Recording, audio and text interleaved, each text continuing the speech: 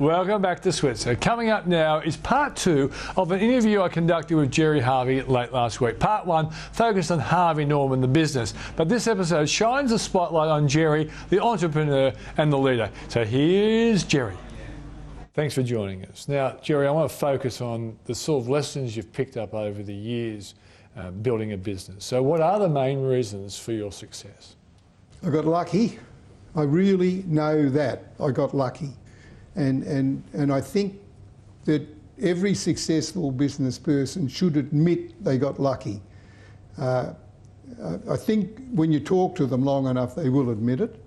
But if you haven't got that bit of luck and things don't go your way, you went through that little fork in the road or that door opened at that time, luck is such a big thing. The other thing is you make your own luck, I guess, and so opportunities are sitting there, and some people walk past those opportunities, will never see it, and others will walk past and see those opportunities and grab them and run with them. And I'm always envious, if you like, or in admiration of people that walked past the opportunity, grabbed it and run with it, and I missed it. And I always contemplate, why did I miss it? Now, if it's an area that I don't play in, sure, I was never going to get there. But if another retailer ran with something and did it and I should have got it, that is the greatest, that is the greatest problem. Can you remember an example of one? I knew you'd ask me that. Most definitely. But I would flog myself to death if you were my opposition retailer and you got something, ran with it, and I missed it. Now, that's happened, but let me say to you, and I take a fair bit of pride in this, that I've mostly been in the pack that's been the leader. And the things that we've done in the earlier company, Norman Ross, and now in Harvey Norman over the years, has been, we've done the things that other people have copied rather than they've done the things that we copied. That doesn't mean I'm happy to copy someone, but we've been the leaders. And if you look at it in terms of market shares and the businesses that we've created, if you look at our bedding shops that we've got all across Australia, we're the biggest in the country by a country mile. And so we've got the best shops. Our bedding business is a fantastic business. Similarly, we've got a furniture business that's like that. And so we're at the forefront in those two businesses. Our furniture and bedding shops are right up there, leading the pack. And if you look at who our opposition there, who they are, people like IKEA and Freedom and Fantastic and Nick Scarley and all those sort of people. And I think IKEA do this marvellous job. If I'm envious of anyone, it's IKEA. Their worldwide distribution and what they've done, I think it's extraordinary. And they've made Harvey Norman look like a nothing. So, but in Australia, in furniture and bedding, we're up there leading the pack. Then if you go to technology, we were the first ones that opened the computer superstores in Australia. We had the big share of that market. And that's diminished a lot now because of the opposition who've come into the market. But for the first 10 years, I'm thinking, how the hell, why don't they do something? They weren't doing it, they were just watching us. And we got this huge share of the computer market. Then at the same time you had plasma TV come out. Well, not at the same time, a little later. And we had 40% market share in some months in plasma TV. And we had other retailers selling virtually none. And then we get on a plane and go to New York and London, we were ahead of them. We were actually selling plasma TVs in numbers in Australia before London and New York and Los Angeles were selling them. And the manufacturers were saying, how come? How come you've got to the party before they did? But we did. But how come? Because we recognised that technology and we took a decision to run with technology. early and put a lot of money and effort and promotion into it, and it worked. And we got a big head start on anyone else. So, you know, they're the things that we look at all the time. We need to lead the charge. We don't want to be second. Do you regret giving up share in electronics and allowing the likes of JB Hi-Fi to come onto your patch? Oh, I hate the opposition. They hate me, I guess, too. It's a mutual hate society. No, I've got admiration for good retailers. But sure, like I come to work every day trying to sell as much as possible and do a better job at it than the next bloke. And when the next bloke takes a bit of my market share, I get funny about it. And that's competition. That's what drives you. And so, you know, we look at every market that we're in. And if I'm in Dubbo and I'm not the leading seller of fridges, washers, TVs, lounges, beds in Dubbo, who is and why? And you look at every single town in this country and ask that question all the time. Kathy Harris of Harris Farm Market said that she saw Roger Corbett of Woolworths actually in one of the Mudgee stores checking out banana prices. Do you do things like that? I do. The problem I've got is that I walk through a door of a rival retailer and they all know me. So, you know, I walk in and say hello and introduce myself and shake hands with them, and I mostly always get a pretty good, you know, reception, because I'm not going in there and if their shop looks good and their prices and their merchandising, I said, gee, your shop looks good. I never say to them, your shop looks bad. But, you know, if their shop looks good, and I think, you know, I've been into, once in Cobar some years ago, I was walking down the main street of Cobar. I don't know whether you've ever been to Cobar. Not many people have. And I walked into this shop and I said, excuse me, who owns this shop? And the woman said, I do, with my husband. And I said, I want to tell you, I can't believe you've got a shop that looks like this in Cobar. It's fantastic. Oh, she said, my husband would love to meet you, but he's not here. And I said, well, tell him that I think it's fantastic. And I did. I thought it was great. And then another time in Moree, many years ago, I was in Moree, and there was a guy it's still there. He's died, but his wife keeps running it now. But they had a shop there selling clothes. It's in Moree. It's fantastic. They've got all the top brands. Everything's in there. And you say, you couldn't have a shop in Moree that looks this good. Tell me, why do you have a resort in Byron Bay? What was the thinking there? Because I'm a fool.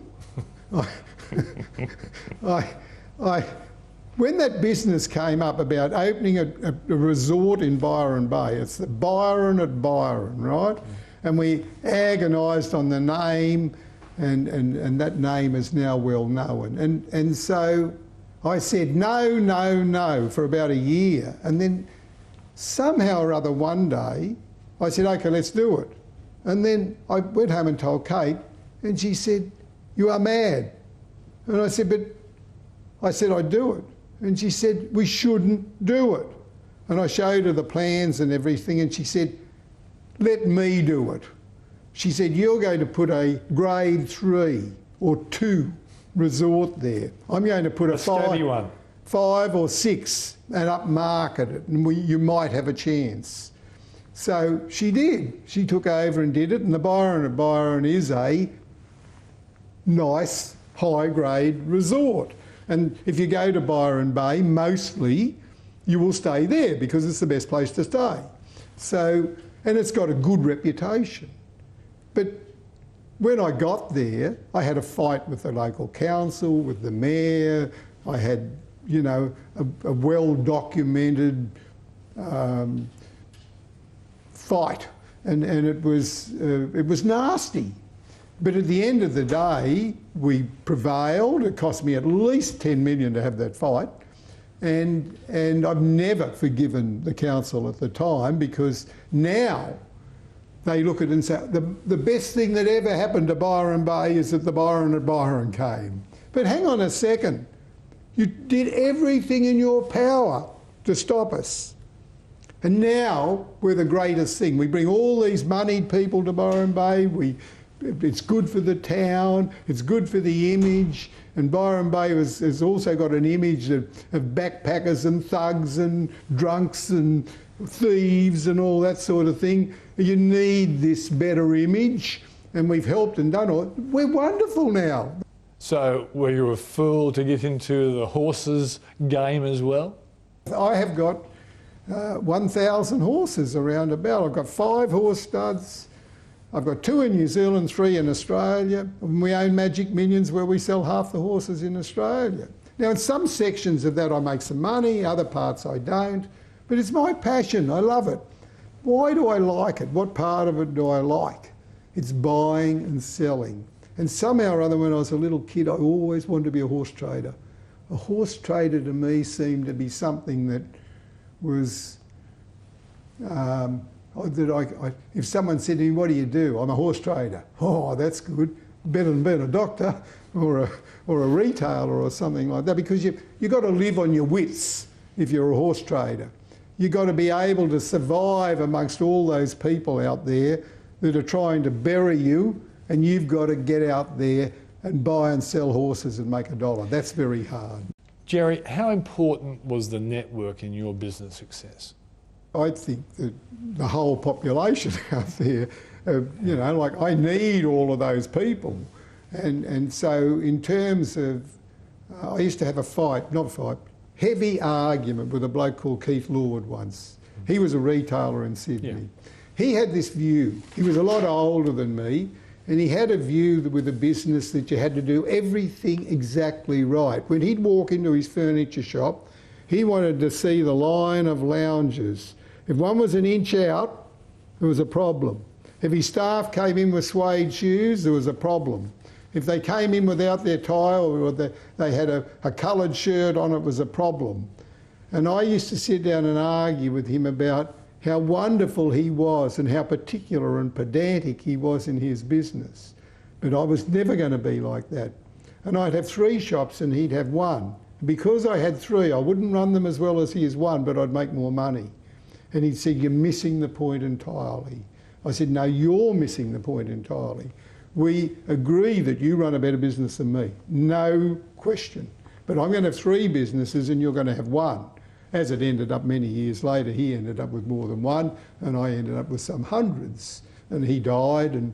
But, you know, as a mentor, because he'd sit me down in the car, he'd come down the shop and he'd say, come out here and sit down.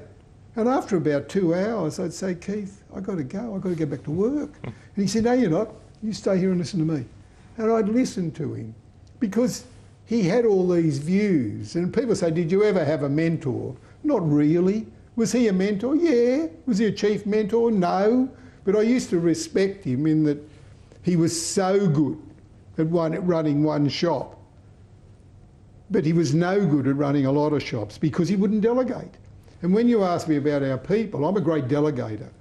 And so I give people enough rope to hang themselves many times. But, you know, that's been so wonderful because I've got so many people out there that have achieved so much in their life because they've been given this delegation. Even just yesterday, a girl rang me that's been with me for 21 years in one of our country stores. And she rang me and said, well, I feel okay now. I was really bad. I was in a bad way when I'd left. I'd lost my desire to achieve and do it. I was browned off, and it was in one of our computer departments where they'd been losing a lot of money, and she lost even more. And she was a good operator. It wasn't her fault, and so she left. Now she's taken another job working in a motor dealership, and she said it's amazing, you know, the difference. That freedom that I had in Harvey Norman, it's become very apparent to me now because I haven't got that. And I can't talk to someone's in charge at head office. I could never ring the managing director. She said, because we've got to talk at our level. And I said, she said, I never really truly appreciated the autonomy that we had in Harvey Norman. Gerry, I'm in the business of helping my viewers make money. The Cup season's coming. You own lots of horses. What are the horses that we should follow as the Cups come upon us? I've got a horse called Royal Descent at the moment. It's in the George Main on Saturday. It's being aimed at the Caulfield Cup. And the trouble is, it's a very good horse. It won the Oaks by 10 lengths. No horse has ever won the Oaks by 10 lengths. It's a Group 1 race at Randwick. No horse in the history of racing's ever done that. So I've got high hopes of winning the Caulfield Cup, but I know that this is going to be an extremely difficult thing to do. So, you know, that's my best horse. I've got another horse called Aussies Love Sport, which I think could be possibly the best 3-year-old in Australia. But it's possible. So you live for the dream. And if you're a horse racing enthusiast like I am, there's a dream. You go to bed at night and you dream about what could be. Now, if that doesn't keep you alive and passionate about something, nothing will, because it's the dream. It's the possibility that something wonderful might happen. And if it does, that's just the culmination. And it's the dream that keeps us all going. Well, he's not just a good bloke, I think he's an inspiration. That's the show for tonight. I'm Peter Switzer. Thanks for watching. I'll see you tomorrow night.